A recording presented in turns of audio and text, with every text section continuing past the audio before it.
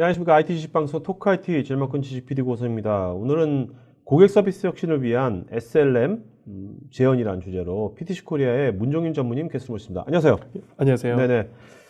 자, 문전무님, 먼저 우리가 이제 SLM이라는 단어가 예. 생소하신 분도 많을 것 같거든요. 맞습니다. 예. 저건 뭐지? 저건 뭐 서비스 수명주기 관리? 저건 왜 필요해? 예. 이게 어떤 겁니까? 정체가 뭡니까? 일단 SLM 정체가. 일단은 PLM이라는 용어는 굉장히 좀 많이 익숙하실 네, 것 같아요. 그렇죠. Product Lifecycle 네네. Management. 그래서 네. 제품과 관련된 수명 주기를 관리를 하겠다. 음, 근데 지금 최근에는 이제 경기가 굉장히 좀 안 좋아지고, 네. 그다음에 여러 가지 제품을 우리가 잘 만든다 하더라도 워낙 그것을 저가로 공급하는 중국 업체라든지 네. 굉장히 좀 경쟁력을 확보하기 굉장히 좀 어려운 상황에 있습니다.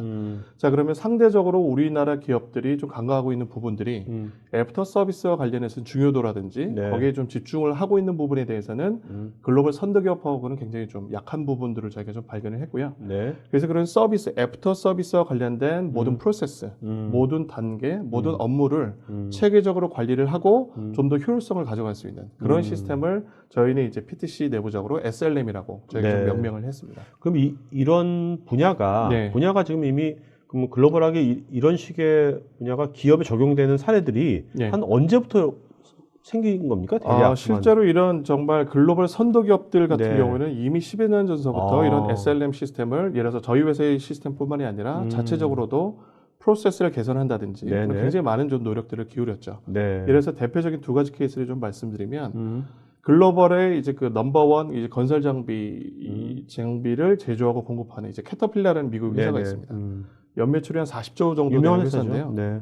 캐터필러 같은 경우에는 전체 매출의 30% 정도를 이 애프터 서비스에서 오. 일으키고 있고요. 네. 그다음에 전체 수익의 60% 이상이 애프터 서비스에서 발생을 하고 있습니다. 우리나라는 완전 정반대 아닙니까? 우리나라 같은 경우에는 제가 굉장히 많은 고객사분들을 뵙고 있는데 네네. 심한 경우는 매출의 5%. 네.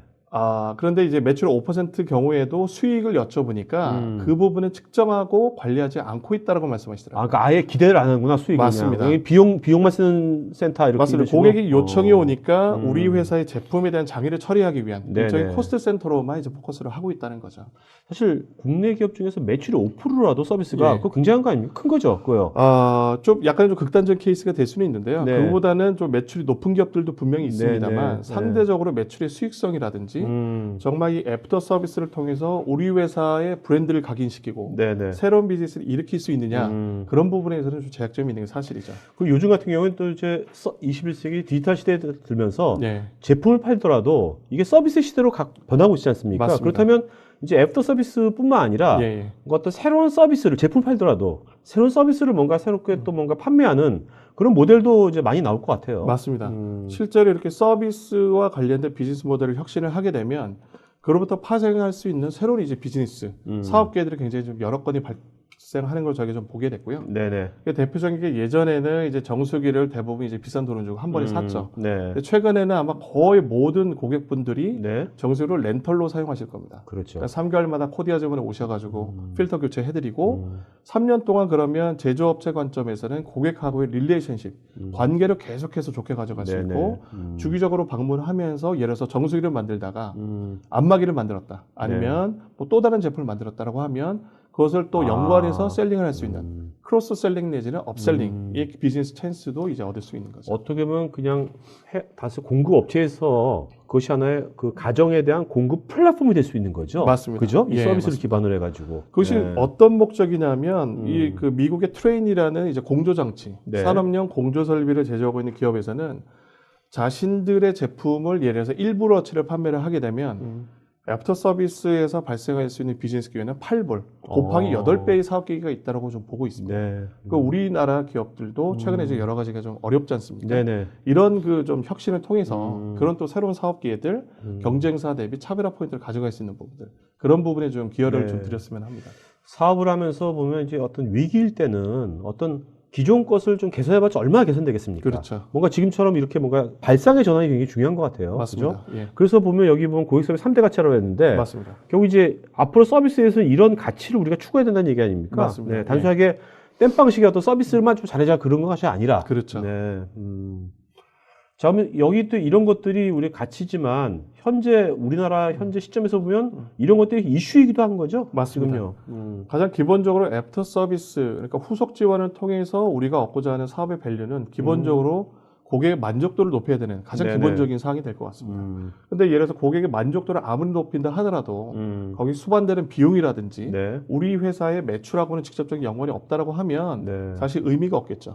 항상 우리는 사업하는 기업이다 보니까 서비스로부터 발생할 수 있는 수익성을 얼마만큼 개선할 수 있고 네네. 서비스로부터 발생하는 매출을 얼마만큼 높일 수 있느냐 네. 이 부분이 굉장히 좀 중요한 가치가 되는 자, 것 같습니다. 오늘 이제 시청자분들께서요, 다들 이제 기업에 있는 분들이시니까 우리 회사의 이런 서비스 수익성, 그 다음에 서비스 매출, 이런 관점을 다시 한번 생각하시면서 들으시면 좋을 것 같아요. 네.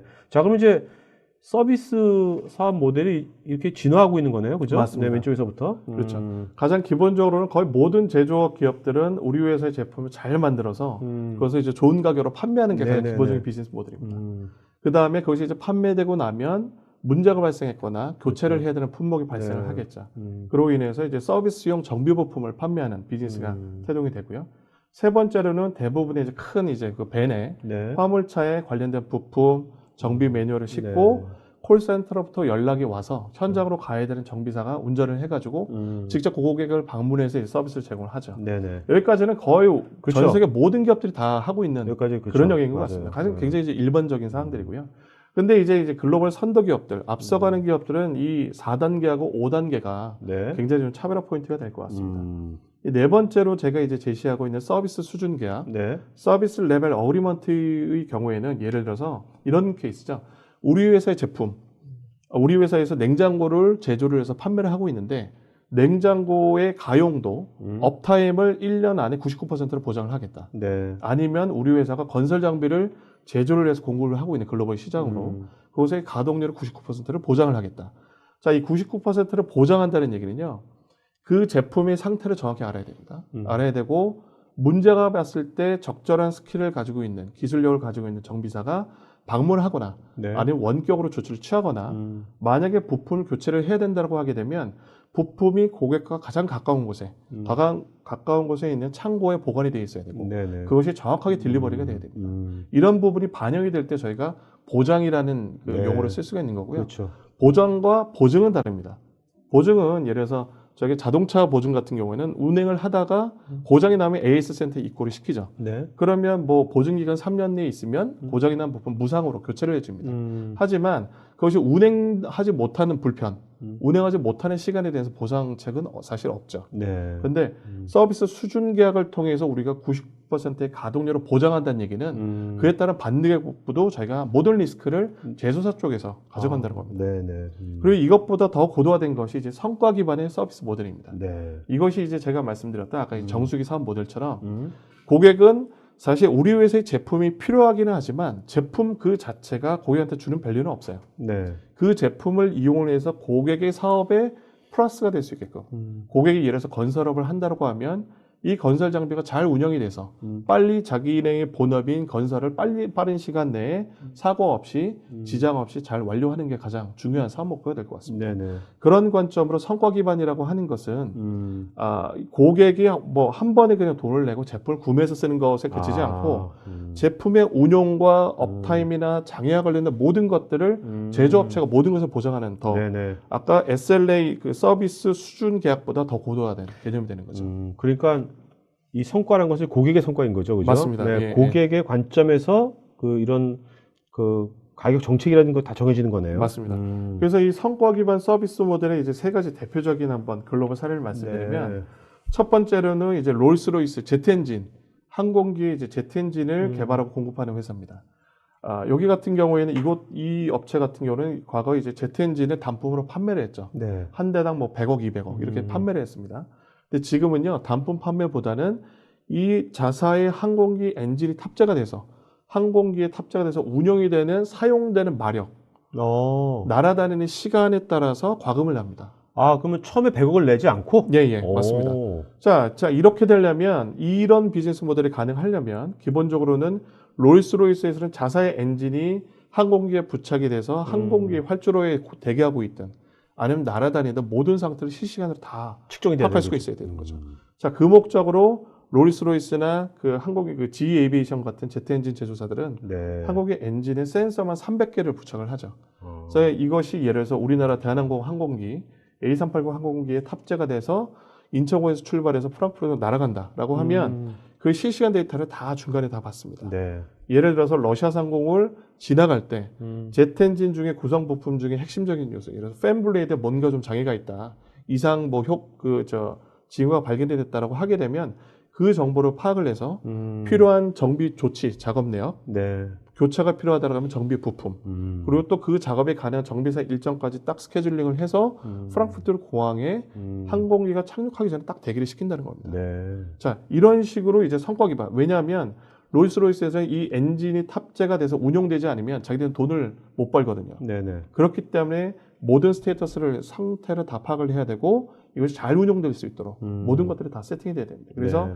과거에는 항공기 제트 엔진이 한번 떠서 착륙할 때까지 발생되는 이제 로그 데이터, 정보 파일이 한 1KB 내외였다라고 하면 지금은 500GB 한 번 비행에 이 정도가 발생이 되죠.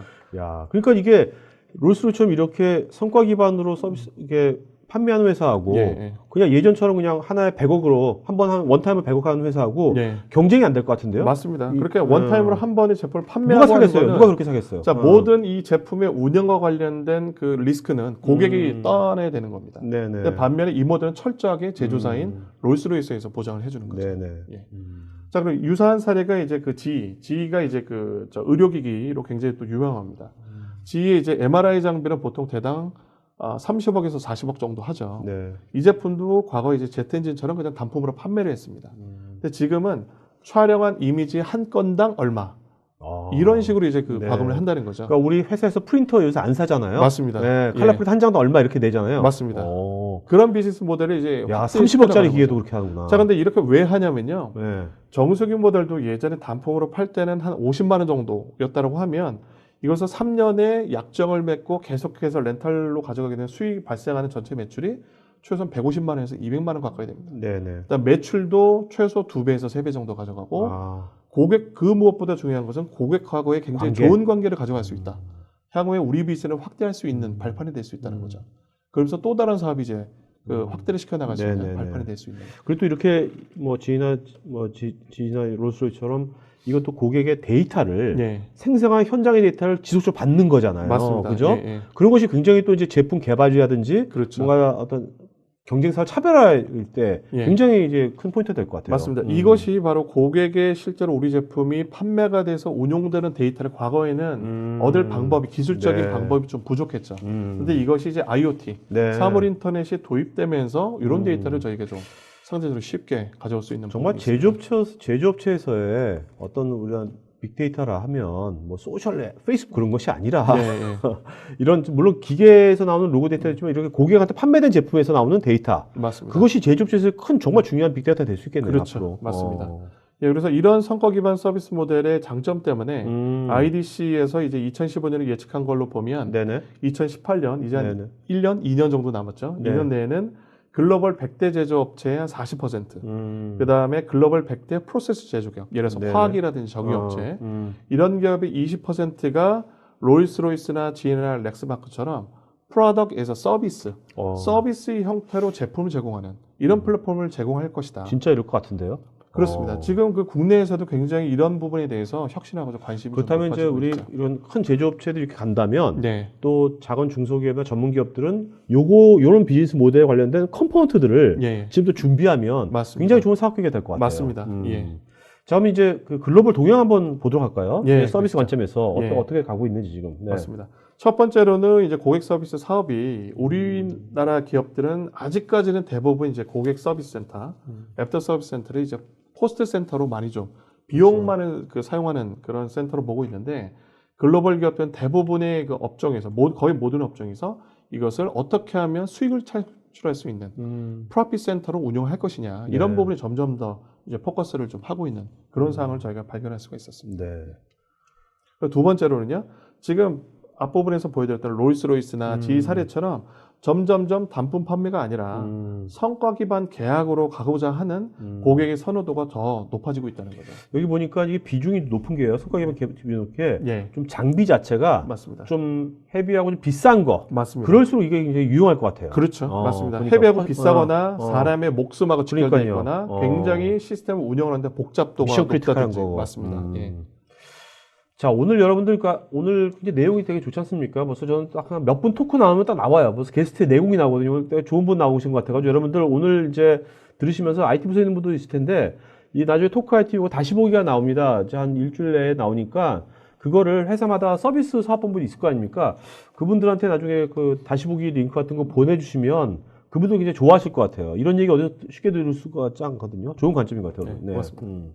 예, 그리고 세 번째로는요, 고객 서비스에서 과거에는 이제 IoT가 보편화되기 전에는 우리는 제품을 팔고 고객은 운영을 하는데 어떤 환경에서 운영이 되는지, 어떤 그 오퍼레이션을 주로 하고 계시는지 이런 정보가 전혀 알 수가 없었습니다. 그러니까 우리는 열심히 제품을 만들지만 이것이 필드에서 어떤 문제로 고객들한테 불편한 점을 끼치고 있는지를 그런 정보를 얻기는 굉장히 좀 제한적이었다는 거죠. 자, 그러면 최근에 이제 IoT 시대가 돌아오면서 두 가지 측면으로 이제 고객 서비스 센터를 활용할 수가 있어요. 첫 번째로는 운영에 대한 효율성을 높일 수 있는 부분. 이래서 과거에는 문제가 발생을 하면 그때서야 이제 대응이 가능했다는 거죠. 근데 지금은 이제 문제가 발생하기 전에 장비 상태를 파악하고 저희가 선조치를 할 수 있는 수동적인 관점에서 주도적인 관점으로. 그리고 과거에는 데이터가 없었기 때문에 일단은 추정을 해서 정비사가 정비 매뉴얼하고 열심히 부품 들고 갑니다. 근데 우리나라 같은 경우에는 이제 그렇게 넓지가 않아서 괜찮은데, 뭐 미국이라든지요, 뭐 중국이나 이런 넓은 나라로 가게 되면 현장으로 출동한다는 것 자체가 굉장히 비용이 굉장히 많이 수반이 됩니다. 우리나라 또 많이 아시아 나라로 특히 많이 수출도 많이 하잖아요. 그렇죠. 맞습니다. 그래서 저희는 가급적이면 이런 IoT 데이터를 활용을 해서 현장으로 무조건 가기보다는 원격지에서 처리가 가능한 부분들은 해결할 수 있는 그런 방향이 좀 가능해지는 거죠. 그리고 또 과거에는 과거의 데이터만을 가지고 저희가 이제 추정을 했지만 현재는 과거의 데이터와 현재 라이브 실시간 데이터를 가지고 현재의 상태와 미래의 상황까지 예측할 수 있는 이런 기술 기반이 확보가 되고 있습니다. 두 번째로는 아까 이제 그 성과 기반의 이제 계약처럼 뭔가 프로덕트에서 서비스의 개념으로 우리 회사의 포지셔닝 자체를 전략적으로 차별할 수 있다는 부분이 IoT를 활용하면서 좀 얻을 수 있는 장점인 것 같습니다. 자, 그럼 이런 것들을 실제로 보면 오늘 제 사물 인터넷도요. 그냥 사물 인터넷 기술로만 접근할 게 아니라 이렇게 그 회사에 이거 프로덕트 에즈 서비스를 어떤 거 구현하려는 그런 수단으로서 사물 인터넷을 보니까 또 이해가 더 훨씬 더 딱 잘 되는 것 같고요. 맞습니다. 그래서 PTC도 그 사물 인터넷 플랫폼을 주력하는 게 이런 이유일 수도 있겠네요. 맞습니다. 이 PTC가 물론 이제 이 서비스하고도 연관이 돼서 제가 말씀드린 건데 IoT를 통해서 일단 얻을 수 있는 밸류는요. 저희가는 크게 한 두 가지 정도로 보고 있습니다. 적용 분야는 첫 번째로는 스마트 커넥티드 프로덕트. 뭔가 스마트하고 IoT에 연결된 제품의 일단 경쟁력을 높이는 부분이 하나가 있고 또 하나는 최근에 이제 스마트 팩토리라고 많이 표현하는 저희 용어로는 스마트 커넥티드 오퍼레이션을 표현을 합니다. 근데 이제 IoT를 통해서 얻을 수 있는 밸류는 스마트 팩토리 외에 스마트 커넥티드 제품 자체의 경쟁력을 높일 수 있는 부분은 IoT를 통해서 나온 데이터를 빅데이터 분석을 통해서 우리 회사의 서비스하고 연결을 시켜서 서비스를 더 효율적으로 하고 비용을 줄이고 매출을 높이면서 이것이 여기에서 우리 제품의 설계나 기획 단계로 반영할 수 있는 선순환 구조를 엮어지는 이런 그림에 저희 PTC 굉장히 좀 주력을 하고 있고요. 자, 그렇다면 이제 저희 이제 시청자분들께서 아직 이런 글로벌 선도 기업들은 아니지 않습니까? 그렇다면 이제 듣고서 오늘 듣고 그래 말 된다 관점 말 된다 하면 이제 뭔가 우리 그럼 어떻게 해야 될까? 뭘 준비해야 될까? 이제부터 뭘 해야 되지? 어떤 단계로 가야 되지? 그거를 좀 얘기해 주셔야 될 거 아니에요? 그죠? 이렇게 좋다만 얘기할 게 아니라 자, 뭐 어떻게 가야 될까요? 자, 제가 이제 글로벌 선도 기업 사례를 좀 말씀드려서 굉장히 좀 부담스러우실 수 있을 것 같아요. 우리 회사는 매출도 적고 전담 분야 전문 인력도 없고 우리는 어떻게 해야 되느냐? 자, 그래서 저희 PTC는 이것을 서비스 전이라는 것을 표현을 해서 저희가 도달해야 되는 여정으로 파악을 하고 있습니다. 이런 서비스, 애프터 서비스의 업무 혁신을 위해서는 어느 하나 시스템을 도입한다고 해서 프로세스 한번 새롭게 정의한다거나 전담 인력이 어사인 된다고 해서 바로 얻을 수 있는 그런 밸류는 아니거든요. 그렇죠. 분명히 이것도 1단계, 2단계, 3단계 단계를 거쳐서 저희가 얻을 수 있는 여정이라고 저희는 표현하고 있고요. 그러니까 점진적이면서 전략적으로 가야 맞습니다. 그래서 우리 회사의 상황에 맞게끔 그 걸어가는 길도 택해야 되는 거가 되겠죠. 네. 자, 그래서 저희는 이제 서비스 전의를 크게 이제 3단계로 구분을 하고 있습니다. 첫 번째로는 언더스탠드가 필요하다는 거죠. 우리 회사의 제품과 네. 우리 회사의 제품과 관련된 서비스와 관련된 정보들을 저희는 철저하게 좀 잘 이해를 해야 됩니다. 네네. 자, 이해를 하고 나면 그 다음에는 앞서서 이제 걸어갈 수가 있다는 거죠. 두 번째 단계는 이제 어드밴스 단계가 될 것 같고요. 세 번째 어드밴스 단계가 지나게 되면 앞부분에서 설명드렸던 뭐 이런 성과 기반의 계약이라든지 새로운 서비스 글로벌 모델들을- 선도 기업처럼 정말 뭔가 경쟁력을 차별해 나갈 수 있는 아웃퍼폼, 네. 정말 성과를 더 초과 달성할 수 있는 이런 단계, 3단계로 좀 구분을 하고 있죠. 전 맨 처음 단계가 예. 일단은 너 자신을 알아라는 거예요. 맞습니다. 노이어셀 일단은 맞습니다. 자기 분석을 알아야 될 거 아니에요. 그렇죠. 우리 현황을 알아야 될 거 아니에요. 맞습니다. 근데 현황 중에서 어떤 것들을 일단 알아야 될까요? 체크해야 자, 될까요? 1단계 저희가 이제 언더스탠드 관점으로 보고 있는 것은 세부 영역을 말씀드리면 저는 크게 한 세 가지 정도로 구분할 수 있을 것 같아요. 첫 번째로는 서비스에 대한 가시성. 저는 이제 영문으로 서비스 비저빌리티라고 표현을 하는데요. 실제로 기업들, 고객분들을 만나서 저희가 인터뷰를 해보면 애프터 서비스와 관련된 정보는 굉장히 기업 내에 산재가 되어 있습니다. 네. 예를 들어서 기본적으로 ERP 정보도 필요하고요. CRM의 정보도 담겨 있고, 그 다음에 또 제품 설계를 하는 쪽에 이제 CAD 데이터라든지, 네네. 또 PLM에도 담겨 있는 제품 종류가 많이 있습니다. 근데 대체로 보면 이런 각각의 업무 영역들은 디지털화가 돼 있지만, 이런 것들이 서비스 관점에서, 서비스의 그 3대 가치라는 관점에서 이런 것들 잘 엮여져 있지는 않습니다. 굉장히 좀 이게 흩어져 있고요. 그렇죠. 그리고 예를 들어서 설계 부서에서는 또 서비스를 담당하는 부서에 이런 정보를 주는 거를 굉장히 꺼려합니다. 왜 그 서비스 부서에서 우리 회사의 CAD 최신 뭐 설계 도면이라든지 이런 정보를 왜 필요하냐? 그리고 또 서비스 부서에서 그런 걸 요구를 하면 나 지금 설계하느라고 바쁘기 때문에 그 정보를 못 줘요. 이런 경우 굉장히 비일비재하죠. 자, 그래서 저희가 말씀드리는 서비스 가시성은 기업 내에 산재되어 있는 다양한 출처, 소스의 서비스 정보를 통합을 해서 이것이 관리자의 역할인지 정비사의 역할인지 아니면 고객한테 필요한 정보인 건지 네네. 그런 역할에 맞게끔 맞춤형으로 제공할 수 있어야 된다. 아, 네. 이런 부분이 가장 기본적으로 표현을 맞춤형으로 하고 있고요. 그때 회의에서 제공되는 것이 아니라 그렇죠. 시스템에서 그냥 맞습니다. 그죠? 시스템적으로 네. 다 그런 것이 결합이 되어 있고 하지만 여기서 중요한 것은 정보를 카피가 아닙니다. 네, 카피가 아니고 정보의 원천 소스를 보유를 하고 있고 네. 그것에 대한 링크 정보를 가져와서 이 담당하는 역할에 따라 권한별로 맞습니다. 액세스. 퍼포스에 맞게끔 목적에 맞게끔 저희가 제공해야 된다는 거고요. 네. 두 번째로는 실시간적으로 이제 제품이 운용되고 있는 정보를 저희가 좀 얻을 수가 있어야 됩니다. 제 제품이 이 우리 회사의 건설 장비 제품이 이것이 미국에서 운영이 되고 있는지, 네. 러시아에서 운영되고 있는지, 아니면 남아프리카에서 운영되고 있는지. 그렇죠. 그래서 굉장히 달라지죠. 어떤 환경에서 운영되는 맞습니다. 그리고 성능은 지금 어떤지, 가용도는 어떤지, 상태는 어떤지 이런 것들을 추적하고 모니터링 해야만 고객한테 저희가 정확한 상태를 파악하고 밸류를 전달할 수가 사실 있겠죠. 이 실시간 제품 정보가 사실 그동안 제조사에서 잘 얻기가 힘든 데이터였잖아요. 맞습니다. 네. 일단 거기에는 기본적으로 IoT라는 것이 이제 보편화되기 직전에 전에 이제 기술적인 이슈가 하나가 있고 또 하나는 그렇죠. 고객에서도 고객분들도 왜 우리의 운영 정보를 왜 이제 제조사한테 제공을 해야 되느냐. 근데 과거에는요 그런 정보를 줘도 제조사에서 그래서 파악을 해서 제공할 수 있는 가치가 없었어요. 가치가. 그럼 우리는 우리 데이터를 주는데 그러면 너희는 우리한테 뭘 줄래? 이렇게 해서 정작 이제 줄 게 없었다는 거예요. 근데 IoT가 나오고 빅데이터가 나오고 이런 것을 해서 예를 들어서 이런 실시간 제품 정보를 받아가지고 더 지금 이제 고객사의 건설 장비 운영 상태를 보니 굉장히 우리가 예측했던 거 설계 대비 굉장히 한 2배 이상 더 험한 습도가 높은 지역에서 굉장히 가동 시간이 굉장히 높습니다. 이렇게 되면 이러이러한 부품이 더 장애가 발생할 수 있으니 이러이러한 부품을 고객사의 근처에 있는 자재 창고, 부품 창고에 저희가 미리 예측을 해서 갖다 놓을 수가 있다는 거죠. 네네. 그렇게 되면 뭔가 문제가 발생했을 때도 신속하게 교체가 할 수 있고 예방이 되는 거죠. 맞습니다. 그리고 또 그 데이터를 분석을 하게 되면 문제가 발생했을 때 조치를 하는 것이 아니라 미리 저희가 예방 정비 내지는 예지 정비를 통해서 그런 서비스를 제공할 수가 있겠죠. 네.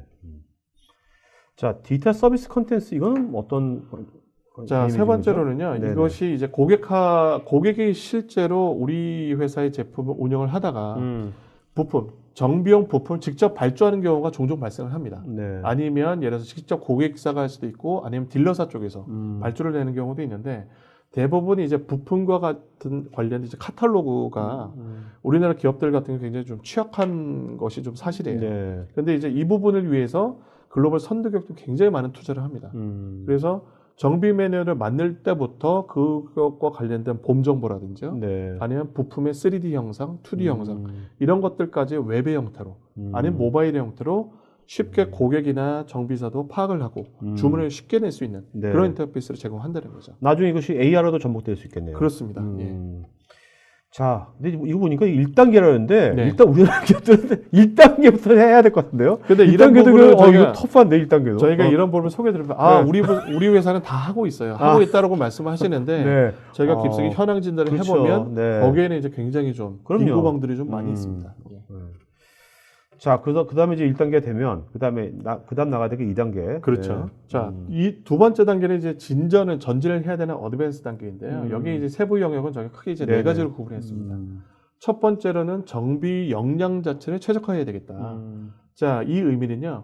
정비사라든지 아니면 고객을 위한 서비스 컨텐츠, 정비 매뉴얼이나 조치 방안이나 뭐 수령 부속을 교체하는 절차라든지 이런 것들을 웹의 형태나 네. 아니면 PDF 형태나 아니면 최근에 이제 증강현실이 화두가 있다 보니까 증강현실로서 그런 절차를 정확하게 저장을 하고 네. 관리를 하고 그 배포를 해야 되는 이런 부분이 굉장히 중요도가 더 높아지고 있죠.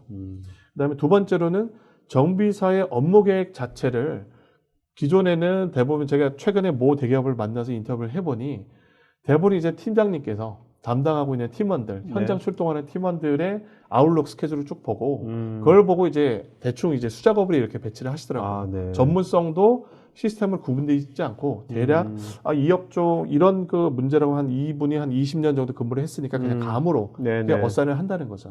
근데 내가 우리 팀원의 스킬 그 역량을 다 잘 알고 있다라고 하면 그렇게 해도 됩니다. 뭐 한 10명 정도까지 그렇게 할 수 있겠죠. 그렇죠. 근데 이래서 그 팀원들이 100명이 넘어가고 만약 글로벌로 미국에 있는 조직이나 뭐 저 유럽에 있는 조직을 그렇게 핸들링 해야 된다라고 하면 그런 부분에 일단 관리 방안은 굉장히 좀 제약점이 있을 것 요즘 같습니다. 또 조직이 또 이합지산이 많이 되지 않습니까? 그렇죠. 맞습니다. 자, 그다음에 두 번째 단계로는 저희가 이제 IoT 1단계 언더스탠드에서 리얼타임으로 실시간으로 이제 제품의 운용 현황 정보 상태를 알 수 있다고 하게 되면 그 데이터를 가지고 저희는 이제 머신러닝, 네. 기계학습이라는 것을 이용해서 분석을 해서 예방 혹은 이제 예지 정비를 수행할 수 있는 이런 권고안을 저희가 좀 제공을 해드리죠. 예를 들어서 고객의 지금 운영 상태를 저희가 분석을 해보니 자 A라는 굉장히 핵심 부품이 네. 향후 3개월 이내에 75% 이상의 확률 이상으로 뭔가 좀 문제가 발생할 것이 예상이 됩니다라고 네네. 하면 3개월 이전에 그 부품을 확보를 하고 연관된 근처에 있는 정비사 일정을 잡아서 3개월 이내에 고객이 정비를 받을 수 있게끔 네. 미리 이제 고객한테 알려줄 수가 있다는 거죠. 이런 것들을 레커멘드를 해서 추천을 해서 오케이를 하게 되면 스케줄링을 정확하게 잡고 방문해서 선조치를 할 수 있다는 거죠. 그러니까 제조업의 마이너리 리포트네요. 맞습니다. 예. 네. 정말 이게 정말 영화처럼 모든 분야에 이런 식으로 진짜 앞으로 이제 예측과 예. 예방이 모든 분야에서 이루어질 것 같기도 해요. 맞습니다. 네. 그리고 이제 세 번째로는 이제 원격 서비스는요. 기존에는 이제 정비사가 실제로 현장으로 달려갔습니다. 열심히 막 그 부품하고 매뉴얼 챙겨서 갔더니 이 부품이 아닌 거예요. 네. 근데 이제 우리나라 같은 경우는 손쉽게 이제 뭐 퀵으로 이제 배송이 되겠지만 근데 그 핵심 부품은 또 해외 공급사에서 제조를 해야 되는데 네. 이 제품의 부품의 리드 타임이 만약 3개월이 걸린다고 하면 그 아주 그냥 최악의 경우로는 그 고객이 3개월 동안 핵심 장비를 그렇죠. 가동을 못하고 생산 효율이 떨어질 수밖에 없겠죠. 네네. 자, 그래서 그런 것들을 제품의 문제를 원격으로 접속하고 파일로도 전송을 하고 소프트웨어를 업그레이드를 할 수 있는 이런 그 솔루션들을 네. 제공을 하고 있습니다. 네네. 그리고 네 번째로는요, 이것을 이제 서플라이 체인 매니지먼트, SCM하고도 굉장히 연관되는 부분입니다. 애프터 서비스 업무하고 굉장히 또 직결되는 부분 중에 하나가 서비스와 관련된 물류, 그 다음에 부품을 얼마만큼을 우리가 재고로 가져가야 되고 또 어느 곳에 그것을 보관을 해야 되고 우리는 또 이 부품에 대한 안전 재고를 얼마만큼 가져가야 되고 발주 관리는 어떻게 해야 돼? 이 부분이 굉장히 좀 중요합니다. 그래서 서비스 부품의 재고 최적화라는 관점은요. 서비스용으로 필요한 정비 부품에 대한 수요 예측하고 계획을 짜고 재고를 얼마만큼 해서 최적화를 하고 발주를 관리를 할 것이냐. 그리고 또 하나는 우리가 이제 그 해외로 수출하는 이 수출 기업일 경우에는 정비와 관련된 부품의 이제 글로벌 가격이 다 다릅니다. 네. 한국에서 A라는 부품을 저희가 10,000원을 받는다고 하면 북미에서는 과연 얼마를 받는 게 좋을까요? 네. 기본적으로 생각하고 있는 것이 한국의 부품 원가 대비 그 미국까지 그 수출을 하는데 그 관련된 이제 원가, 물류비용이라는 걸 산정을 하고 거기에 적정 비율을 해서 뭐 곱하기 막 50%를 해서 거기에다 환율을 곱해서 그렇죠. 대부분은 이런 식으로 이제 책정을 하시죠.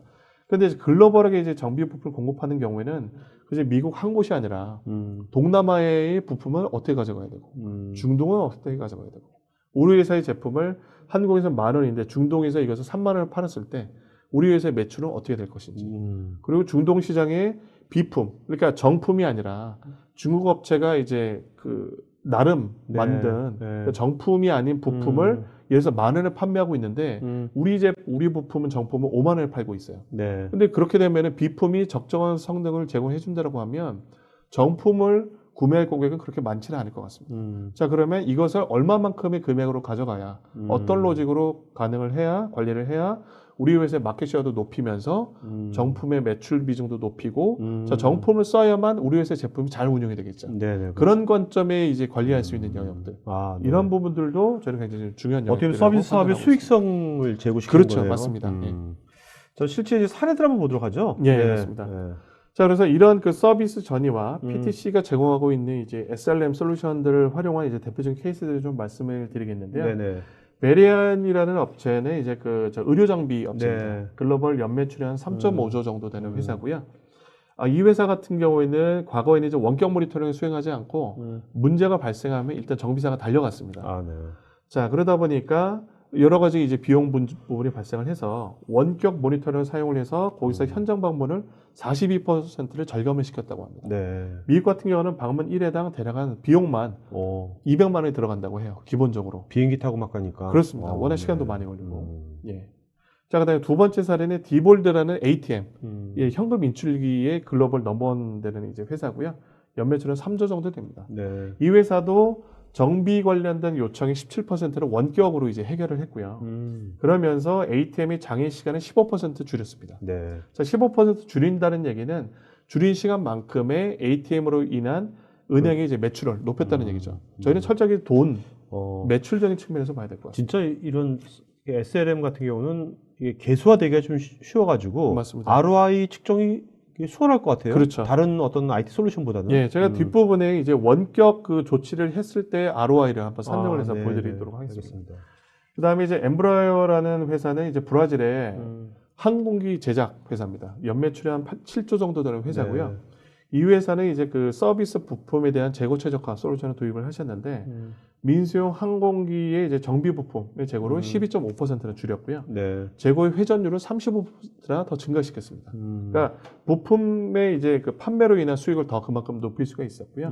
그리고 이 솔루션의 도입을 통해서 재고를 절감하게 되면 관련된 이제 부수 비용들, 간접 비용들이 많이 좀 절감이 돼요. 예를 들어서 창고를 유지하는 비용이라든지 그렇죠. 재고를 관리하는 그 관리 비용이라든지 이런 네. 비용들을 연간에서 한 500억 정도 야. 절감을 한 성공 사례죠. 관리 비용만 500억이네요. 그렇습니다. 그리고 또 하나의 사례는 트레인, 앞부분에서 말씀드렸던 이제 산업용 공조 설비를 제공하고 있는 회사는 이런 SLM 솔루션을 도입을 하면서 제품에 대한 이제 가용도, 업타임을 연간 99%를 고객들한테 보장을 하고 있고요. 중요한 부분은 그러면서 다양한 수준으로 서비스 계약을 체결을 해서 수익을 증대를 해간다는 거죠. 그러니까 동일한 서비스 수준이 아니라 그냥 일반적인 그냥 스탠다드한 카드를 맺고 있는 고객들은 그냥 뭐 보증기간 1년 내가 넘어가면 그냥 온디밴드만 뭔가 장애 생기면 그때마다 수리 비용을 받고 이렇게 조치를 하는데 정말 이제 프리미엄급으로 우리는 99% 가동률을 보장하겠다고 하면 이래서 전에는 서비스와 관련된 계약이 없었다고 하면 연간 오케이 예를 들어서 뭐 1,000만 원 내게 되면 네. 우리가 제품에 대한 가용도 99% 제공해드리겠습니다. 이런 식의 부가 서비스를 제공할 수가 있다는 거죠. 네네네. 자, 지금까지 쭉 이제 글로벌 기업들만 나왔는데 맞습니다. 이제 국내 기업도 글로벌 기업도 많잖아요. 맞습니다. 네, 국내 기업 사례도 있는 거죠. 여기는 국내 없지만. 기업 네. 사례들은 네. 제가 이제 지금 뭐 퍼블릭하게 말씀드릴 수는 없습니다만 국내 이제 굴지에 네. 그 글로벌한 굴지에 이제 S전자, 네네. L전자 같은 경우에는 이제 재고 최적화 솔루션을 도입을 해서 애프터 서비스형 부품을 이제 관리하고 계시고요. 네. 또 국내 이제 중장비 회사 중에 한 곳, D사 같은 경우에는 이 아까 말씀드렸던 글로벌과 관련된 제품, 부품의 그 가격 정책을 네. 수립을 하고 관리하는 그런 솔루션을 도입을 해서 실제적인 효과를 거두고 계십니다. 네. 자, 그러면 이제 실제 이제 ROI 쪽 이제 좀 맞습니다. 말씀해 주시죠. 예, 그래서 각각의 이제 그 영역들로 조금 더 구체적으로 말씀드리면 저희가 이제 뒷부분에서 좀 말씀드리겠습니다만 네네. 기술 정보 시스템, 기술과 관련된 정비 매뉴얼을 저작을 하고 관리를 하고 배포하는 솔루션을 도입하신 경우에는 예를 들어서 정비 인력의 생산성이 20%에서 40% 정도 개선이 됐고요. 네. 그리고 기술 정보의 저작 생산성이 30%, 50%. 네. 이것이 어떤 의미냐면요. 보통 이제 기술 매뉴얼을 국내 기업들은 그냥 외주 기업에 그냥 데이터만 던져주고 그냥 대충 MS 워드나 웹을 가지고 개발해주고 이런 식으로 그냥 외주를 시킵니다. 그러다 보니까 정보 자체의 충실도가 굉장히 좀 떨어지죠. 그리고 설계의 데이터가 바뀌었을 때는 또 그것이 실시간으로 반영이 좀 잘 안 됩니다. 네네. 그런 좀 어려움이 있죠. 그래서 그런 부분들을 체계적으로 관리하다 보니까 30%에서 50% 개선이 됐고요. 그래서 이런 기술 정보 시스템을 통해서 프랑스 르노사 자동차 제조업체 같은 경우에는 기존에 이제 정보 시스템만 40개가 넘었다고 해요. 네. 이런 것들을 글로벌 딜러사를 위해서 아. 단일한 기술 정보를 제공하는 포털로 구축을 한 사례가 있고요. 또 하나는 일본의 이제 니콘 정밀, 그 반도체 그 제조 장비 같은 경우에는 그 어떤 정비사의 생산성하고 번역 비용을 절감하면서 연간 30억의 비용을 좀 감소할 수가 있었다고 합니다. 두 번째로는 원격에서 서비스 우리 제품의 상태를 진단하고 정비 지식을 활용을 해서 그래서 어떤 그 정비 방안을 그 제조하는 경우는 최초 수리율. 첫 번째 문의가 왔을 때 정비사가 방문하거나 콜센터에서 이제 수리하는 비율을 10%에서 15%를 높일 수가 있었고요. 정비 인력의 파견율 자체도 10에서 15%를 절감할 수 있었다고 합니다. 자, 그리고 서비스 부품 관리가 가장 이제 그 돈, 그러니까 수익성 측면에서 저희가 굉장히 가시적으로 보여드릴 수가 있는 부분이고요. 이 서비스 부품 관리 관련해서는 제거와 관련된 운용 비용을 적게는 10%, 네. 많게는 40% 정도 절감을 하고요. 그 다음에 제품의 충족률이라는 게 있습니다. 어떤 부품에 대한 고객의 요청, 주문이 왔을 때 그것을 만 24시간 이내에 딜버리 가능하느냐. 자, 우리 자재창고에서 나간 걸 기준으로 하는데 보통 글로벌 기업들은 95% 이상을 가져가죠. 네. 국내 기업들은 적은 경우에는 80%, 많은 경우는 90% 초반인데 네. 실제로 그것의 건강도를 살펴보게 되면 불용 재고가 굉장히 많이 쌓여 있고 이 재고의 효율화가 굉장히 좀 부족한 그런 네. 것들을 저희가 좀 발견할 수가 있습니다. 그래서 실제로 이 서비스 부품 관리는 굉장히 좀 우리나라 기업들의 어떤 그 제조 이 서비스 분야 효율성에 좀 도움을 드릴 수 있는 그런 네. 부분인 것 같습니다. 바로 적용하면 바로 나올 수 있는. 그렇습니다. 그래서 저희가 실제로 ROI를 산정을 해서 좀 제시를 해드리는 그런 네네. 모델도 있고요. 이 케이스는 이제 리모트 서비스, 그러니까 원격으로 저희가 분석을 하고 서비스를 제공할 때의 ROI를 한번 계산을 네. 한번 해봤습니다. 이 케이스는요, 100명의 이제 그 현장을 방문하는 그 정비사가 100명이 있고 한 주에 한 평균적으로 5번 정도 고객사를 방문한다는 가정을 세웠고요. 네네. 그리고 이러한 그 원격으로 리모트 접속을 하고 원격으로 조치 가능한 것은 한 15% 정도. 제가 앞부분에서 말씀드린 사례는 많은 경우는 42%를 줄였다라고 네네. 이렇게 평가가 되어 있고요. 평균적으로 저희가 15% 정도 절감할 수 있다고 봅니다. 자, 그러면 우리 저희가 굉장히 간단한 장표입니다. 정비사가 100명이 있고 그러면 하루에 한 명당 일주에 5건 정도 처리를 하게 되면 한 주 전체면 500건 정도가 되겠죠. 네. 1년이면 50주니까 연간으로는 25,000건이 될 것 같고 그중에 15%를 줄인다라고 하면 3,750건의 실제 현장 방문을 줄일 수 있고 국내 그 방문 한 건당 예를 들어서 50만 원이라고 국내에서 가정을 하게 되면 계산해 보면 18억. 대략 18억 7,500만 원 정도, 네네. 거의 20억에 대한 그 비용을 절감할 수 있다는 겁니다. 네. 자, 그럼 이제 이런 것들하고 해서 좀 제품들이 뭐 있어야지 뭐 이런 걸 만들 수 있을 거 아닙니까? 맞습니다. 그죠? 네. 예. 제품 참 간단하게 말씀 좀 해주시죠. 알겠습니다. 네네. 저희 굉장히 뭐 제품은 굉장히 다양하게 있고요. 네네. 제가 오늘은 어떤 비즈니스 관점으로 설명드리다 보니까 네. 간단하게만 네네네. 좀 설명드리겠습니다. 저는 기본적으로 PTC의 THEWORKS라는 IoT 플랫폼을 바탕으로 해서 제품의 정보, 센서로부터 정보를 가져오고요. 그 정보를 바탕으로 해서 손쉽게 이제 어플리케이션을 쉽고 빠르게 네네. 코드리스 방식으로 개발할 수 있는 툴을 제공을 하고 있습니다. 네. 이건 클라우드로도 서비스가 되는 겁니까? 클라우드로도 가능하고요. 온프레미스 방식으로도 네, 적용이 알겠습니다. 가능합니다. 네. 두 번째로는 이 ThinkWorks라는 것을 바탕으로 해서 실시간에 이제 제품의 상태를 모니터링을 하고 제품이나 장비의 어떤 경고 메시지를 트래킹을 하고 드릴다운해서 디테일한 정보를 볼 수 있는 저희 리모트 서비스라는 제품을 공급을 하고 있고요. 세 번째로는 파트 카탈로그나 정비 매뉴얼을 보여주기 위한 일종의 그 포털 화면으로 PTC의 이제 인서비스라는 모듈을 제공을 하고 있습니다. 네 번째로는 최근에 이제 GE가 이 서비스 맥스라는 이 전문 기업을 인수를 했는데요.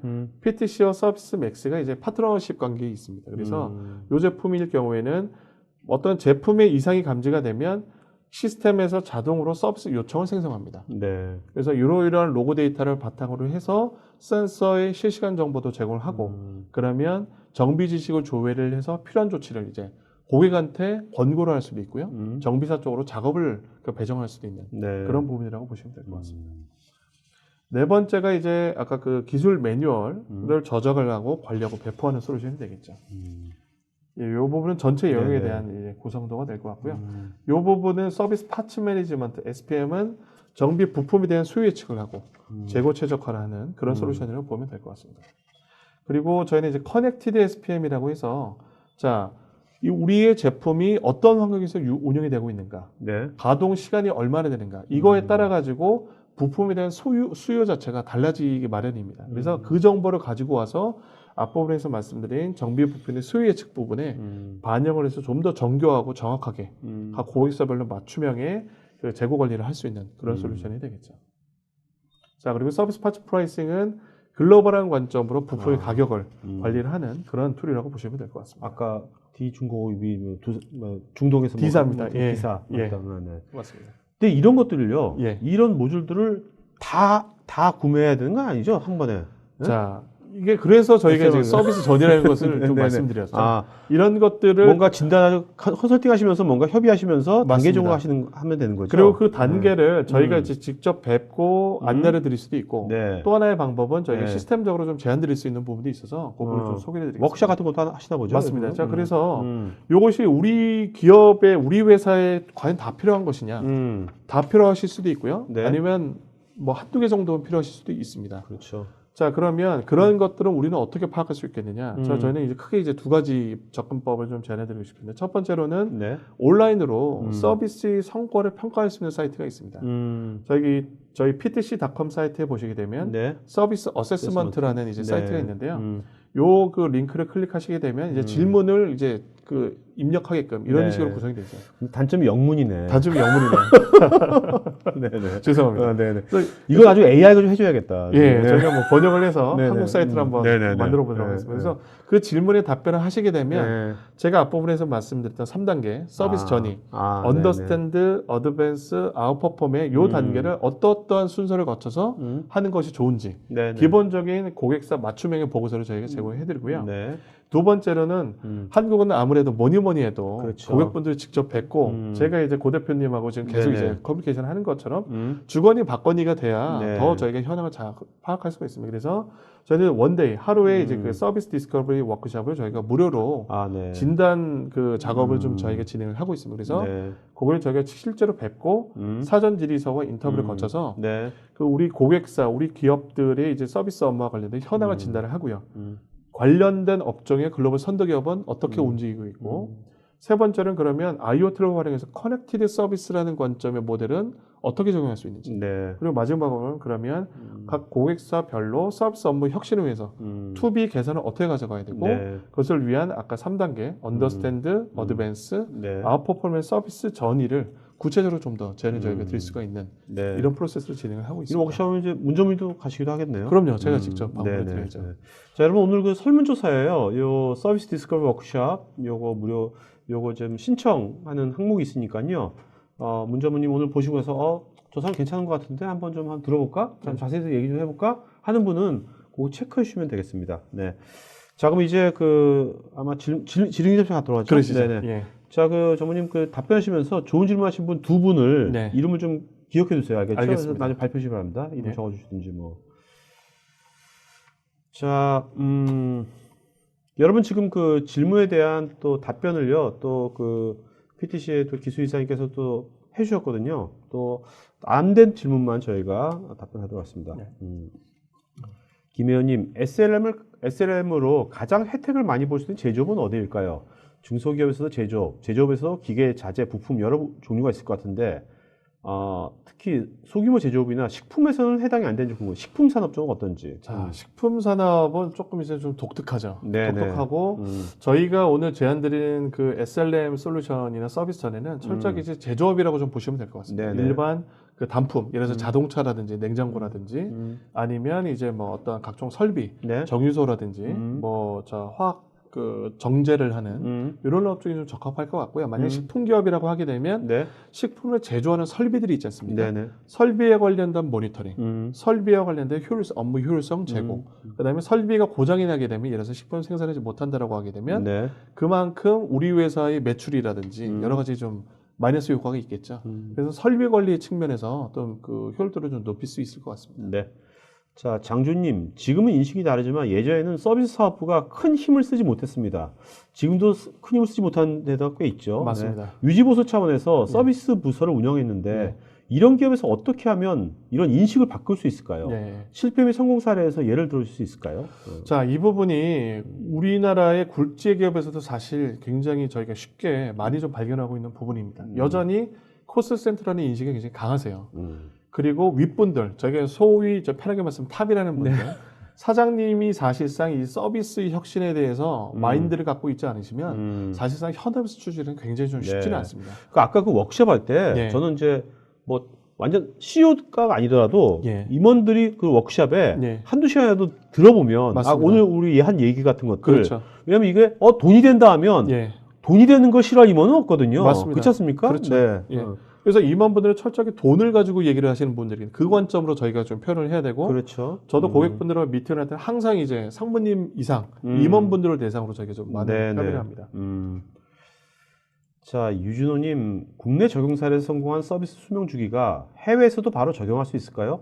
물론 다를 수도 있는데 다르다면 얼마나 시간이 걸려야 현지 기업 상태를 파악할 수 있을까요? 자, 국내 적용 사례에서 성공을 했다라고 하게 되면 해외에서도 적용할 수 있습니다. 근데 문제는요, 거기에 이제 그 문화적인 요소도 분명히 있고요. 그러니까 예를 들어서 제가 최근에 이제 모 기업의 이제 그 부회장님을 한번 뵙고 인터뷰를 한 적이 있는데 부회장님의 우려사항은 뭐냐면 자, 한국은 굉장히 정비사의 인력 수준이 굉장히 높다. 그런데 예를 들어서 중동이나 아프리카 같은 경우는 정비사 수준이 너무 낮아가지고 이 친구들을 교육시키는데도 굉장히 좀 애로사항이 많다라고 하는 거죠.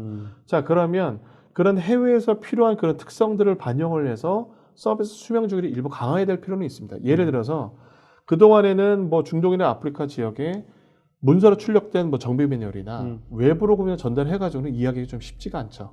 근데 최근에 나와 있는 증강현실이라는 그런 가시적으로 보여줄 수 있는 그 정비 매뉴얼을 보여줄 수 있다라고 하게 되면 그런 부분은 손쉽게 좀 접근할 수가 있을 것 같습니다. 그리고 또 얼마나 시간이 걸려야 되냐면 현지 기업 상태는요. 요것은 이제 현지 기업 실제로 우리 고객들이 정말 그 현지에 있는 해외에 있는 고객들이 그 정보를 오픈할 만한 마인드가 돼 있느냐. 자, 그러려면 저희가 고객분들이 데이터를 오픈했을 때 우리가 드릴 수 있는 밸류는 어떤 거인지에 대해서 밸류 셀링을 저희가 분명하게 전달을 드리고 저 부분은 잘 협의를 하셔야 될 것 같습니다. 자, 그 저희 스태프는요, 지금 오늘 그 문전무님 이메일 그 주소 나중에 댓글창에 써주시기 바라고 여러분들 또 추가적인 정보나 또 상담 같은 거나 이메일로 하시면 좀 고맙겠습니다. 홍미성님, 저희는 금속 재료 등 소재 산업 분야를 취급하고 있는데요. 혹시 장비나 제품이 아닌 소재 산업에서 SLM을 도입하게 됐을 때 어떤 메리트가 있을까요? 자, 소재 산업이라고 하면 아까 그 식품회사의 경우처럼 기본적으로 소재를 제조하기 위한 설비가 있을 겁니다. 설비와 관련된 이제 모니터링을 하고 그것에 대해 이제 정비 조치 방안을 이렇게 그 제공해드리는 그런 부분도 가능할 것 같고요. 구체적으로 소재 산업이라고 하게 되면 저희가 한번 홍유성님 한번 뵙고 구체적인 사례를 유즈 케이스를 한번 좀 발굴을 해봐야 될 것 같습니다. 자, 김태식님, 글로벌 기업에서 전 세계에서 부품을 주문해서 완제품을 공급할 시에 국제 분쟁이나 오일 쇼크 등의 가격의 급등 요인이 발생했을 때 기존 계약 이후 제품의 단가가 급등 시에 제품 공급 후 추가 비용 청구 등의 문제 해결은 어떻게 될까요? 자, 이 부분은요, 어떻게 보면 솔루션적인 측면이라기보다는 좀 비즈니스적인 이슈가 되는 것 같습니다. 예를 들어서 제가 아까 말씀드린 성과 기반의 어떤 그 계약이라고 하게 되면 저런 리스크까지 전부 다 이제 제조사에서 포함을 해야 되는데, 네. 자, 그러려면 성과 기반을 위해서 계약서 부분에 예를 들어서 뭐 어떤 전 세계적인 분쟁 사례라든지 네. 천재지변이라든지 네. 어떻게 사람의 힘으로 할 수 없는 이런 부분에 대해서 예외 적용을 넣거나 네. 아니면 그 부분들을 그런 이슈가 발생할 때 협의해서 정한다든지 이런 네. 계약서상에 거기가 협의해서 좀 정하셔야 될 것 같습니다. 네. 곤보람님, 저도 이제 오늘 말씀 들어보면서 네. 아까 뭐 몇 조에 샀어요. 야, 저 대빵 비싸겠다. 엄청 비싸가. SS 굉장히 비쌀 것 같은데 네. 뭐 PLM 대비 뭐 이렇게 엄청나게 뭐 이게 엄청 비싼 건지 뭐 이런 질문도 있거든요. 네. 사실 PLM의 구축 비용도 굉장히 천차만별입니다. 네네네. 그리고 저희 SLM 솔루션이 PLM 대 구축 비용이 몇 % 되느냐? 네. 저런 저희가 일률적으로 말씀드리기가 어려울 것 같고요. 네네. 그래서 저런 부분들을 위해서 저희가 꼭 필요한 단계별로 접근할 수 있게끔 서비스 전을 제안을 드리는 것이고. 그리고 이제 이런 그렇습니다. 것들도 SLM 같은 것도 이제 나중에 이제 어떤 그 뭐 솔루션도 있을 수 있고 예. 나중에 서비스, 클라우드 서비스 같은 걸로 그렇죠. 나중에 다 이게 다양한 게 포트폴리오가 될 거 아닙니까? 맞습니다. 그죠? 네. 그래서 저희는 이제 저런 부분들 한 번에 도입할 때는 저희도 마찬가지로 성과 기반의 계약처럼 그렇죠. 저희는 과거에는 퍼페추얼 라이센스를 한 번에 돈을 내고 네네네. 한 번에 비싼 돈을 아. 내고 라이센스를 구매하는 비즈니스 모델에서 지금은 이제 서브스크립션 라이센스 일종의 연간 사용료를 내고 이제 사용하는 이런 개념으로 좀 네네. 변경해 가고 있습니다. 그러다 보면 초기 사용 비용이라든지 네네. 지금은 이제 사용자가 100명인데 향후에 비즈니스가 만약에 줄었다라고 하면 줄어든 만큼만 네네. 이제 그 지급을 하시면 되는 알겠습니다. 그런 다양한 비즈니스 모델을 제공하고 네. 있습니다. 너무 겁을 먹을 필요는 없다. 맞습니다. 일단 뵙고 말씀드립니다. 알겠습니다. 자, 류성민님, 제품 도입 후에 회사 수익 변화가 현저하게 올라간 사례가 있는지요? 내용이 다 좋은 것 같은데 CEO에게 제안을 하고 싶은데 어떤 관점에서 안을 올려야 할까요? 자, 제가 아까 말씀드린 이제 글로벌 사례라든지 이제 ROI 사례가 실제로 회사의 수익 변화가 있었습니다. 있었고 지금 중요한 부분은 자, 수익이라는 관점은 두 가지가 있을 수 있겠죠. 우리 회사의 이 서비스 비즈니스를 해서 비용을 절감시키게 되면 그만큼 수익이 늘어날 수 있겠죠. 아니면 비용은 동일한 비용을 집행을 하지만 매출을 더 늘렸다라고 하게 되면 수익이 더 높아진 거가 됩니다. 네. 그래서 대부분의 저희 굉장히 구체적인 굉장히 좋은 사례들이 많이 있습니다. 예를 들어서 아까 말씀드린 엠브라이어 같은 경우는 연매출 7조 회사기는 하지만 연간 서비스와 관련된 비용을 500억, 600억을 절감을 했다. 네. 그럼 그 절감한 비용은 순수하게 이제 수익으로 발생할 수 있는 거가 되겠죠. 네네. 그리고 예를 들어서 이럴 수가 있습니다. 지금 CEO분이 이런 생각을 하실 수도 있을 것 같아요. 자, 연간 서비스와 관련된 특히 재고와 관련된 비용을 우리는 200억을 사용을 해서 고객 만족도로 한 90% 정도 달성을 하고 있는데 자, 2017년도 경기가 안 좋아지기 때문에 우리는 비용을 줄여야 되겠어. 자, 150억 가지고 우리 고객 만족도를 얼마나 할 수 있는지 한번 산정을 해보세요. 자, 이것은 이런 시스템이 없게 되면 누구도 체계적으로 제시를 할 수가 없습니다. 근데 예를 들어서 150억으로 줄였는데 동일한 서비스 만족도를 제공했다? 이것도 굉장히 개선이 되는 거죠. 그렇죠. 근데 반면에 150억으로 줄였지만 95%가 아니라 98% 서비스 만족도를 가져갈 수 있습니다. 라고 실제로 운영을 한다고 하게 되면 네. 당연히 CEO분한테 어필할 수 있을 것 같습니다. 알겠습니다. 자, 임모모님, 과거 유비쿼터스와 지금의 IoT, 스마트 시티가 비슷한 개념인 것 같은데요. 결국 IoT가 4차 산업혁명의 한 형태로 보고 계시는지, 그쪽으로 제조를 중심으로 포커싱 하시는 것인지요? 맞습니다. 그 예전에 이제 개발된 이제 증기기관을 통해서 산업혁명이 처음으로 이제 영국에서부터 시작이 됐지 않습니까? 네. IoT는 어떻게 보면 산업혁명 그 자체라기보다는 4차 산업혁명이 일어나게 하는 저는 IT 기반의 이네이블러라고 표현을 하고 있습니다. 네네. 그러니까 IoT가 나서 4차 산업혁명이 이제 촉발이 된 그런 네. 계기가 된 거죠. 그래서 그리고 저희 PTC는 철저하게 제조업 관점으로 저희는 접근을 하고 있습니다. 네네네. 예. 그러니까 오늘 이 SLM은 일단은 제조업이어야 되는 거, 회사가 제조업에 적용되는 것입니까? 아니면 서비스에서 상관없는 겁니까? 일단 제조업이 일단 제조업이- 우선순위라고 네네, 말씀드리고 알겠습니다. 싶습니다. 예.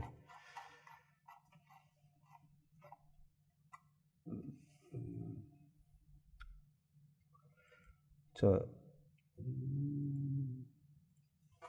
임근식님, 서비스 사용 대금이 어떤 방식으로 현재 있을지요? 여러 가지 사실이 있을 텐데, 예를 들면 월별, 사용자 인원수별, 제품 디바이스별, 회사의 수익 창출 금액별, 뭐 등등등. 뭐 굉장히 다양한 케이스가 좀 가능하죠. 예를 들어서 서비스의 사용 대금을 월별로도 지급하실 수도 있고 분기별이라든지 연간으로 사용할 수 있다든지요. 아니면 사용자 인원별 제품의 뭐 종류별, 발생하는 트래픽별, 뭐 그다음에 근데 저희 PTC는 저희 이제 그 소프트웨어 기업이다 보니까 뭐 수익 창출별로 할 수는 없지만 예를 들어서 고객이 실제로 네. 이런 것들을 이용해서 발생하는 만큼 뭐 리스크 테이크를 하는 대신에 뭐 월별 사용료나 아니면 개선이 됐더라고요. 우리한테 더 인센티브를 제공한다든지 네. 좀 다양한 비즈니스 모델이 가능할 것 같습니다. 네네. 자, 이승호님도 이제 임원한테 어떻게 이제 이걸 설명시키면 좋을지. 네. 그러니까 저는 이제 일단 오늘 여러분들 그 여기 오늘 토크한 내용이 되게 좋거든요. 되게 그 Q&A 시간 말고 처음에 한 그 나중에 유튜브로 올라갈 거니까 일주일 뒤쯤에 그거를 한 10분, 15분 그 부분만 저 임원분한테 한번 보시라고 네, 한 다음에 나중에 워크숍 같은 거를 한번 회사에서 할 때 관계자들을 좀 그 초대해서 같이 혼자서만 막 설명하시지 마시고 맞습니다. 다 바쁘실 텐데 네. 그런 방법도 좋지 않을까 생각이 됩니다. 네, 네. 좋습니다. 자, 이석준님 PLM 경쟁사가 많은데 그 PTC에서 유독 그 PLM을 자신 있어 하는 이유는 뭐고 저는 이제 여기다가 PLM 하셨는데 네. 오늘 아까 그 제품 보니까 예. 이거는 완전 이게 PLM 회사가 아니고 네. 뭔가 서비스 회사야. 완전히 새로운 회사 같거든요. 네, 네. 네. 이렇게 사업을 이렇게 굉장히 다각화시키는 네. 이 전략적인 이유가 뭡니까? 저희는 처음에 이제 PTC가 이제 설립이 된 것이 1985년입니다. 네네네. 85년에 설립돼서 저희가 업력이 한 31년 정도 되고 있는데요. 설립 초창기서부터 저희는 제품과 관련된 수명 주기 관리에 포커스를 했습니다. 네. 그것이 이제 제품 PLM 관점뿐만이 아니라 제품에 대한 기획 단계가 있을 것 같고요. 설계 단계가 있고 네. 제조가 있고 그래서 판매가 되면 운용하고 있는 단계가 있고요. 네네. 그다음에 운용에서 어떤 이슈가 발생하면 애프터 서비스가 발생하고 이런 정보들이 한 번에 단방향으로 그냥 일어나는 것이 아니라 네. 이것이 선순환 구조로 계속해서 이제 회전하는 선순환 기반의 제품에 대한 수명주기 관리 시스템에 집중을 하고 있습니다. 네. 그래서 저희의 PLM은 타사 같은 경우에는 그냥 PLM은 PLM, 그렇죠. 그냥 CAD 데이터 매니지먼트 요 용도에 굉장히 포커스를 하고 있어요. 그래서 저희는 제조업에 관련된 제품 관련된 모든 수명 주기와 관련된 솔루션들을 다 보유하고 있고 그런 것들이 이제 PLM뿐만 아니라 CAD, PLM, SLM 그리고 네. 저희가 글로벌 마켓쉐어 넘버원인 IoT 플랫폼, 네네. 증강현실 이런 부분하고 다 엮여져서 이런 부분들이 저희 강점인 것 그러니까 같습니다. 저는 이제 제가 이제 PTC를 보면 이렇게 방송을 몇 번 이제 그런 걸 한번 느끼는 네. 거는 뭐냐면 이 회사는 그냥 솔루션이 아니라 회사가 네. 아니라 이게 하나의 제조 플랫폼, 예, 제조업을 위한 어떤 플랫폼으로 지금 변신해가고 있구나 맞습니다. 하는 그런 느낌이 들어요. 자, 요 관점이요. 그 지의 제프리 이멜트 회장이 주창하고 있는 디지털 스레드라는 관점이 있습니다. 디지털 스레드의 관점은 디지털이 실입니다, 실. 네. 우리나라 속된 구슬이 서말이어도 꾀웨어야 보배라고 우리 기업 내에 산재되는 정보들이 너무나 많이 있어요. 네. 근데 이런 것들이 기업 간의 부서 간의 장벽이라든지 이런 것들 때문에 엮여지지가 않습니다. 그렇죠. 그런 그 디지털 정보들을 디지털적인 실로 다 꿰어서 하나의 목걸이를 만들어 놓고 그래서 굉장히 보기 좋게 계속해서 사용할 수 있는 그런 구성으로 가져가겠다는 게 디지털 트레이드의 관점이고 지혜의 관점과 PTC의 관점이 거의 동일합니다. 네. 그래서 작년 9월 달에 저기 지혜하고 PTC가 글로벌하게 IoT나 증강현실이나 네. 이런 쪽 설비 그 스마트 팩토리 관련해서 제휴 관계를 좀 체결한 근본적인 원인이 되는 거죠. 알겠습니다. 그런 부분이 차별화가 되는 것 같습니다. 네. 임근식님, 서비스의 수명 주기를 관리를 통해서 수집된 데이터가 다른 제품의 서비스 수명 주기에 활용이 연결될 수 있을지요? 빅데이터로 데이터 관리가 되면 유사 패턴을 파악이 되어 활용할 수 있을 것 같기도 한데요. 그렇죠. 요 사례는 예를 들어서 저희가 PLM에서도 그 저희가 MPI라는 개념이 있습니다. New Product Introduction이라는 개념이 있는데요. 네. 예를 들어서 기존 제품은 유사한 제품이 신제품이 나왔어요. 자, 그럼 이 신제품에 대한 어떤 뭐 어떤 장애 유형이라든지 네. 필요한 부품 리스트나 수명 정보라는 것은 기존에 판매된 유사 제품의 정보를 가지고 저희가 보통 예측을 합니다. 그런데 이 관점에도 IoT에서도 기존의 제품이 있고 이것을 바탕 새로운 제품이 나왔다고 하게 되면 그 데이터를 연구원성에 그대로 좀 활용할 수가 있겠죠. 네. 자, 여러분 지금 설문조사 하고 있으니까요. 설문 내용 주시면 저희가 더 좋은 방송 만드는 데 관여했고 설문하신 분 중에서 20분 저희가 추첨해서 스타벅스 기프트권 보내드리도록 하겠습니다. 자, 송민수님, 고객이 오픈한 정보에 대한 보안 책임에 대해서는 어떠한 보증을 하시는지요? 자, 이 보안이 참 굉장히 좀 중요한 부분입니다. 그러니까 자, 요것은 이제 PTC 관점이라기보다는 그러니까 PTC의 솔루션을 도입한 제조업체의 고객사가 그렇죠. 오픈한 정보에 대해서 고객사가 어떻게 관리를 할 것이냐. 아까 성과 관리 기반 다 해당되는 거잖아요. 맞습니다. 네. 자, 그런 정보들을 요새 기본적으로 보안 시스템이나 뭐 암호화라든지 일단 세상에 나와 있는 모든 시스템들은 당연히 잘 관리를 해야 될 것 같고요. 또 중요한 거는 정책적인 부분들. 이래서 최근에 이제 우리 군 쪽에서도 국방망이 이제 그렇죠. 인터넷망하고 분리가 돼 있기 때문에 전혀 보안 이슈가 없다라고 했는데 결국에는 서버 한 곳에 네트워크 카드가 두 장에 물리면서 관리 소홀, 지적이 네. 됐는데도 불구하고 조치가 안 돼서 결국에는 뚫렸지 않습니까? 그렇죠. 자, 그런 것처럼 시스템도 잘 구비를 하셔야 되고 그와 관련된 정책도 잘 관리를 하셔야 되고 이런 부분을 하셔야 되죠. 네. 근데 이런 것들을 우리 회사는 IT 전문 기업이 아닌데 우리 제조기업이 저런 부분을 어떻게 보존할 수 있느냐? 자, 그런 이유들 때문에 대부분의 기업들은 클라우드 서비스, 전문적인 이제 보안성을 확보를 하고 그것을 관리를 하는 업체하고 이제 협업을 해서 시스템적인 보안을 좀 가져가고 있는 부분이 있고요. 두 번째로는 저희 PTC의 이제 CEO분께서 제안드린 부분은 저희는 이제 CDO라는 개념을 씁니다. 네. 치프 데이터 오피서 내지는 치프 디지털 오피서 네. 아니면 치프 시큐리티 오피서 이런 그 직함을 가진 전문 그 임원들이 보안적인 측면에서 고객의 정보를 정말 그 계약된 그 목적으로 활용하게끔 네. 내부적으로 굉장히 많은 그 노력을 좀 기울이셔야 될 것 같습니다. 알겠습니다. 자, 최순희님, 고객들이 SLM에 접속해서 고객이 스스로 정보를 나누거나 수집하는 그런 오픈 커뮤니티 창구를 활용할 가능성은 없을까요?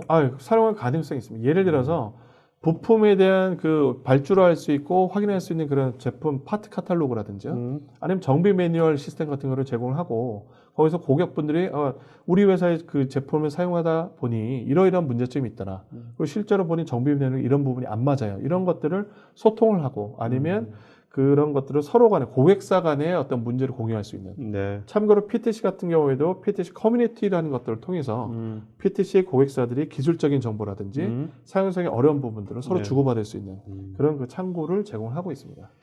강아름님, KBS 다큐멘터리에서 GE의 소프트웨어 파워에 대해서 유익하게 봤었는데요. 세상이 발달함에 나오는 기술 및 세상의 발달은 기술 및 서비스 나오는 것 같습니다.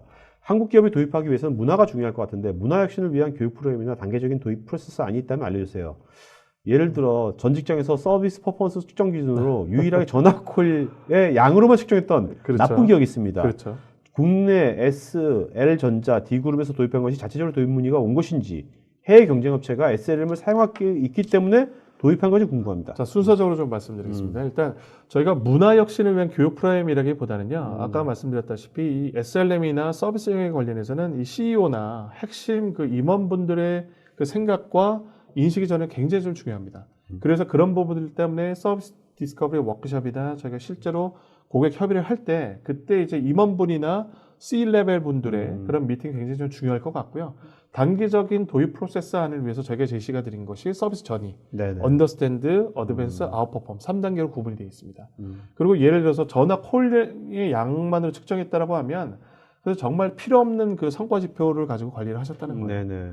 그리고 마지막에 이제 국내 이제 고객사에서 도입한 것은 그분들은 일단 해외 사례를 보고 그분들이 직접 저희한테 도입 문의를 주신 적도 있고요. 네. 아니면 거꾸로 저희가 해외 유사업종 사례를 가지고 저희가 좀 제안을 드려서 네. 이렇게 그 도입된 굉장히 네. 복합적인 케이스라고 말씀드릴 수가 있을 것 같습니다. 네.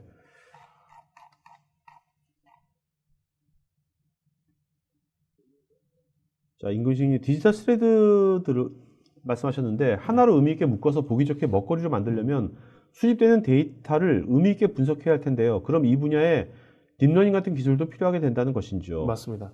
예전에 이제 딥러닝이나 뭐 머신러닝이나 빅데이터 어널리틱스 기술이 보편화되기 전에는 사실 이제 케이스를 수집해 놓고 이것과 유사한 케이스가 무엇인지를 검색을 해서 그걸 가지고 이제 트라이 앤 에러로 이렇게 조치를 했었죠. 근데 네. 지금은 맞습니다. 지금은 IoT를 통해서 산출되는 정보 너무나 많이 있어요. 근데 이런 것들을 우리 제조업체는 실시간으로 적용을 해야 됩니다.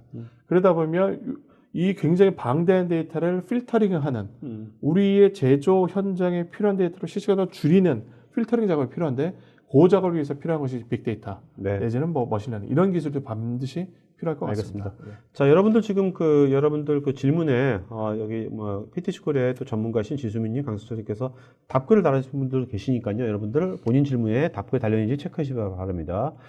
윤여영님, 기존 정보 시스템, IoT 등이 쉽지 않을 듯한데요. 기존 투자비가 만만치 않고 시간도 많이 소요될 듯해서요. 고객이 이 시스템을 이해하고 함께 참여하는 방법이 있다면 소개 바랍니다. 고객의 서버 유지 보수를 담당하고 있습니다. 저희는 고객 시스템이 잘못되면 책임 문제가 대두되고 고객의 매출 증가를 가시로 보여주는 것도 쉽지 않을 듯 해서요. 그렇죠.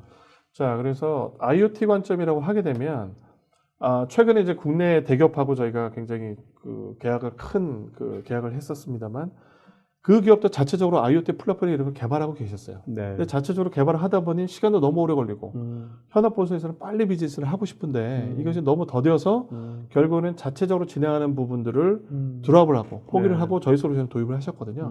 그러니까 저희 솔루션들이 굉장히 빨리 도입하고 대응할 수 있는 그런 좀 강점을 가지고 있습니다. 네. 자, 한석희님, 서비스 라이프 사이클이 좋은 개념인 것 같습니다. 서비스가 스마트 서비스로 변화하는 것이 시장의 요금이 메가 트렌드로 보이는데요. 이런 트렌드를 위해 PTC가 제공하는 구체적 솔루션의 역할은 무엇인지요? 참고로 저는 한국 인더스트리 4.0 협회의 사무총장으로서 이 답변을 회원들과 공유하고자 합니다. 예. 네. 구체적인 솔루션의 역할들은 제가 오늘 이 세션을 통해서 간략하게만 한 장씩으로만 제가 좀 소개를 드렸고요.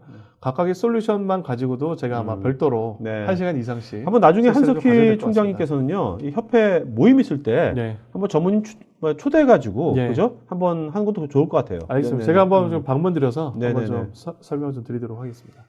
자, 그 다음에, 임근신님, SLM과 같은 시스템이 혹시 MS 애저나 아마존 AWS 같은 클라우드 기반의 솔루션을 진화할까요? 최근 보면 기업 솔루션들이 다크와 같은 가벼운 컨테이너 기반으로 클라우드 시스템화 되어가고 있던데, PLM, SLM도 이런 구조로 진화할까요? 예, 클라우드로 가는 것은 지금 대세인 것 같습니다. 왜냐하면 여러 가지 보안 이슈도 핸들링을 해야 되고, 그 다음에 고객의 비즈니스 현황이 우리 제조업체 고객들이 발생할 수도 있고 갑자기 뭐 붐이 일어서 네. 매출 확 늘어날 수도 있고 네. 줄어들 수도 있다는 거죠. 그런 변동성이 있기 때문에 클라우드로 가져가는 것은 대세이고요. SLM 솔루션뿐만이 아니라 PTC의 모든 솔루션들은 클라우드로 지원을 하고 있습니다. 네. 자, 오늘 질문 이제 여기까지 예. 받고도 하겠고요. 오늘 질문하신 분 중에서 여러 존재 많지만 그래도 두 분 선정해 주시죠. 네. 이름을 불러주시면. 네. 한번 좀 네네네. 좀 내려주시죠. 네. 아까 저 전화 콜량으로 강아름님. 예, 강아름님 네네. 하고요.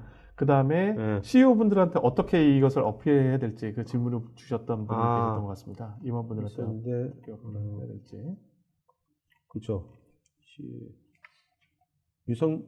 유성민. 네. 예, 자, 류성민님하고요, 강아름님 두 분은요, 저희 스태프 이메일 주소로요, 본인 이름, 주소, 핸드폰, 이메일 보내시면 저희가 외식 상품권을 드리겠습니다. 주말에 가족들과 같이 하면 좋을 것 같습니다. 자, 전무님, 마지막 한 말씀 맞추러 갈까요? 네.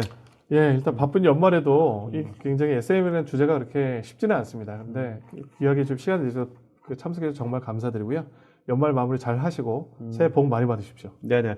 자, 여러분들 어떠시면 저는 오늘 굉장히 관점이 신선한 관점인 것 같습니다. 하여튼 이런 관점을 이런 관점을 가지고 내년도 여러분들 이제 사업 계획이라든지 비즈니스 모델 만드실 때 그럴 때 반영하시면 좋지 않을까 생각이 들면서요. 자, 오늘 이걸 방송 마치러 갔습니다. 고맙습니다. 예, 고맙습니다.